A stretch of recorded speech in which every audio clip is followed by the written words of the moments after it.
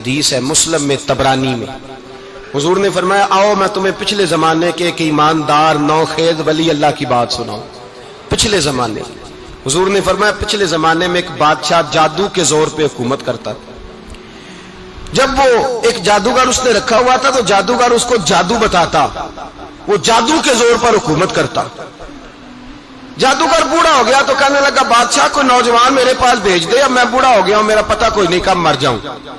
ایک نوجوان کی ڈیوٹی لگائی, بڑا زیرک سمجھدار اپنے رعایا میں سے چن کے جو ذہین فطرت مزاج بچہ تھا وہ اس نے لگایا. اللہ کے محبوب علیہ الصلوۃ والسلام فرماتے ہیں بچہ جادو سیکھنے لگا, وقت گزرنے لگا. بچہ جب جادو سیکھنے جاتا تو رستے میں ایک راہب بھی تھا جو انجیل جانتا تھا, وہ اللہ اللہ سکھاتا, لوگوں کو حضرت عیسیٰ علیہ السلام کی تعلیمات سے آگاہ کرتا. اس نے دیکھا کہ یہاں بھی لوگ اکٹھے ہیں تو وہ بچہ اس راہب کے پاس بھی اٹھنے بیٹھنے لگا. اب جب اس کے ساتھ اس کی گفتگو بڑھنے لگی تو اس کو باتوں میں لذت آنے لگی. اس نے راہب نے پوچھا کہ تو کون ہے اور کس طرح سے آیا ہے, کیا تیرا معاملہ ہے؟ اس نے کہا جی میں جادو سیکھنے جاتا ہوں, آپ کی باتیں مجھے بڑی اچھی لگتی ہیں. اس نے کہا دین سیکھ, جادو سیکھنے والے کافر ہو جاتے ہیں, قرآن و حدیث سیکھنے والوں کو اللہ کامل ایمان عطا فرماتا ہے. فرمایا یہ سیکھ. بچہ بیٹھنے لگا, اس کے پاس آنے لگا, باتیں دل میں گھر کرنے لگی. ایک وقت آیا کہ مسلمان ہو گیا. اور مسلمان کیسے ہوا؟ بچہ کہتا ہے میں تجربہ کر کے ہوا.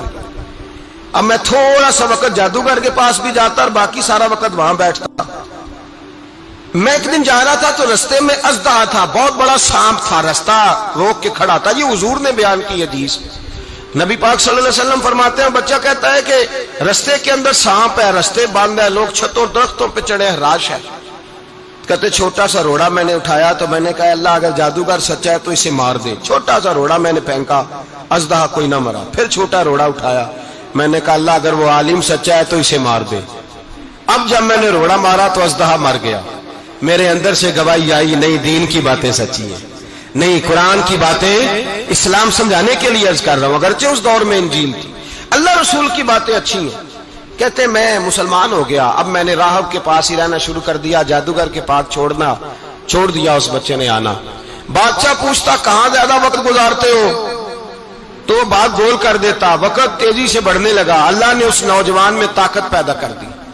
اب وہ اس کے اندر نا اللہ نے توانائی روحانیت پیدا کر دی. ابھی جوان ہے, 14-15 سال عمر ہے. اللہ نے اب جو بیمار بھی آتا وہ دعا کرتا تو اللہ صحت عطا کر دیتا.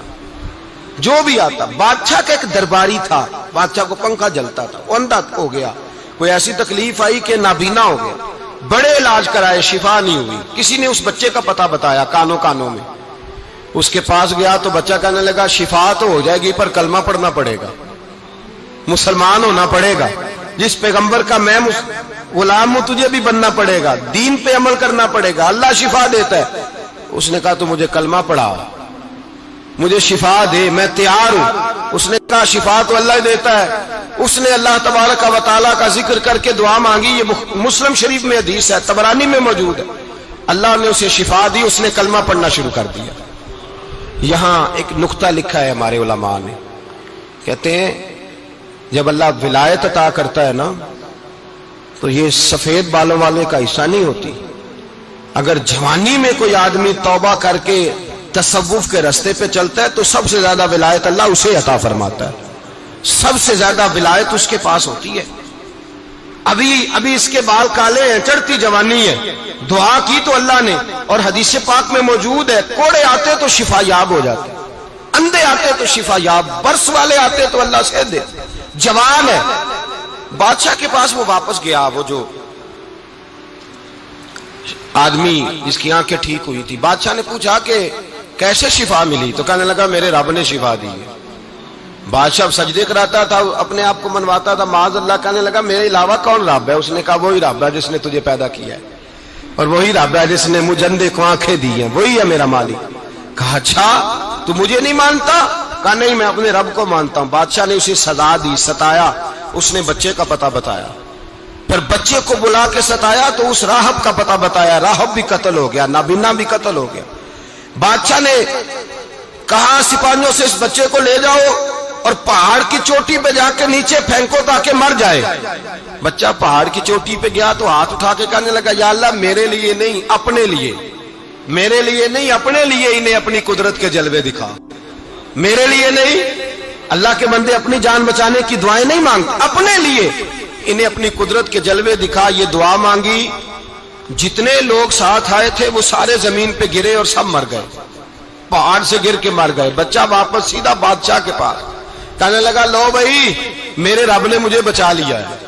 جوان کا ایمان دیکھو، میرے رب نے مجھے، بولو میرے اللہ نے مجھے ایمان کی گواہی دے رہا ہے، میں بچ گیا ہوں، تو جھوٹا ہے میرا رب سچا ہے. اس نے کہا لے جاؤ اس کو دریا میں، کشتی میں بٹھاؤ، بیچ دریا کے جا کے دھکا دے دو. بیٹھے کشتی میں، دریا کے بیچ گئے، اور جب جا کے وہاں اس کو دھکا دینے لگے تو اس نے کہا اللہ میرے لیے نہیں اپنے لیے انہیں اپنی قدرت کے جلوے دکھا. بس ایک طوفان سا آیا، جتنے سپاہی ساتھ آئے تھے ڈوب کے مر گئے. وہ بچہ اٹھا اور سیدھا پھر بادشاہ کے پاس، اسی کے پاس کہنے لگا لو بھائی میرے رب نے مجھے بچا لیا ہے، تیرے پاس آیا ہوں. وہ کہنے لگا تو کیا مصیبت میرے گلے پڑ گئی ہے، کیسے جان چھوٹے گی؟ تو بچہ کہنے لگا اگر تو مجھے باندھے درخت کے ساتھ اور سارے ملک کو بلائے، لوگوں کو اکٹھا کرے، پھر تو مجھے تیر مارنا، میں تجھے بتاؤں گا کیسے مارنا ہے، میں مر جاؤں گا. اللہ کا بندہ نوجوان ایمان دیکھو، مرنے کے طریقے بتا رہا ہے، میں تجھے بتاؤں گا میں کیسے مروں گا. یہ بات کہی، بادشاہ نے سارا مجمع جمع کیا، ملک سارا باہر آ گیا، درخت کے ساتھ باندھ دیا. کہنے لگا بھائی لوگوں یہ مجھے مارنا چاہتا تھا، مار نہیں سکا، اب میں اسے بتانے لگا ہوں کہ میں کیسے مروں گا. اسے کہو جب تیر مارے تو ساتھ میرے رب کا نام بھی لے، میں اپنے رب کے نام پہ جان دوں گا، ایمان کی پختگی میں اللہ کے نام پر جان دوں گا. اسے کہو رب کے نام پہ مارے، مر جاؤں گا. بادشاہ نے اللہ کہہ کے تیر مارا، پیشانی میں لگا، بچے کی روح پرواز کر گئی. جتنا مجمع کھڑا تھا سارا کلمہ پڑھ کے مسلمان ہو گیا، سارے مسلمان ہو گئے سارے. میرے رسول پاک سید عالم صلی اللہ علیہ وسلم نے نوجوانوں کو بتایا جب تمہارے اندر ایمان کی قوت آئے گی تو اللہ تمہاری مدد کرے. فرمایا وہ نوخیز ولی تھا، ابھی جوان رانا تھا، ابھی اس کی پیشانی پر جوانی کے آثار تھے، لیکن اس نے اللہ کو راضی کیا، رب کریم کو راضی. ولایت کا مطلب بڑھاپا نہیں، ولایت کا مطلب وہ نہیں کہ جب بڑا لمبا وقت گزر جائے تو پھر آدمی آئے کہ نہیں اب کیا کرنا ہے، اب مسجد ہی ہے، اب تو اس کے علاوہ گزارا ہی کوئی نہیں. تو اس وقت کا آنا اللہ کی بارگاہ میں قبول تو ہے، لیکن شاباشی اسی کو ملتی ہے جو جوانی کا وقت آئے، جو عین اس وقت آئے جو وقت میرے رسول پاک علیہ السلام کے غلام عبداللہ ابن عمر، حضرت عبداللہ ابن عمر رضی اللہ تعالیٰ عنہ فرماتے ہیں کہ میں نکلا، مجھے سفر کے لیے جانا تھا، تو تھوڑی سی کھجوریں، تھوڑا سا سرکہ، ایک شہد کی بوتل، چیزیں میں نے سفر کے لیے ساتھ رکھ لی. میں جب مدینے سے باہر صحرا میں نکلا نا تو رمضان نہیں تھا، غیر رمضان تھا. میں نے ایک نوجوان کو دیکھا بکریاں چرا رہا، بکریاں چرا رہا. اے جوان، آپ فرماتے ہیں اس کا چہرہ بڑا نورانیت والا، گرد پڑی ہوئی پر بڑا حسین. فرماتے ہیں میں نے اس کو کہا کہ آ جاؤ کھانا کھا لو، روزے بھی نہیں تھے. کہنے لگا نہیں میں نے روزہ رکھا ہوا ہے. فرماتے ہیں میں نے کہا پتہ کروں کہ نیرا نیک ہی ہے کہ پرہیزگار بھی ہے. نیک وہ ہوتا ہے جو نماز پڑھے روزہ رکھے، پرہیزگار وہ ہوتا ہے جو گناہ سے بچے، وہ پرہیزگار ہوتا ہے. کہا پتہ کروں پرہیزگار بھی ہے کہ نہیں. کہتے میں قریب گیا تو میں نے جا کے اس کو کہا بھائی تیری بکریاں بڑی پیاری ہیں، میرا دل کرتا ہے کہ بکری مجھے دے دو. کہتے وہ جوان، غربت بھی، پریشانی بھی، پر دامان توکل کی یہ خوبی ہے کہ اس پر پابند لگے ہوتے ہیں، دھبے نہیں ہوتے. غربت ہے. کہا جناب ایک بکری دے دو. آنے لگا جناب بکریاں میری نہیں، بکریوں کا مالک کوئی اور ہے.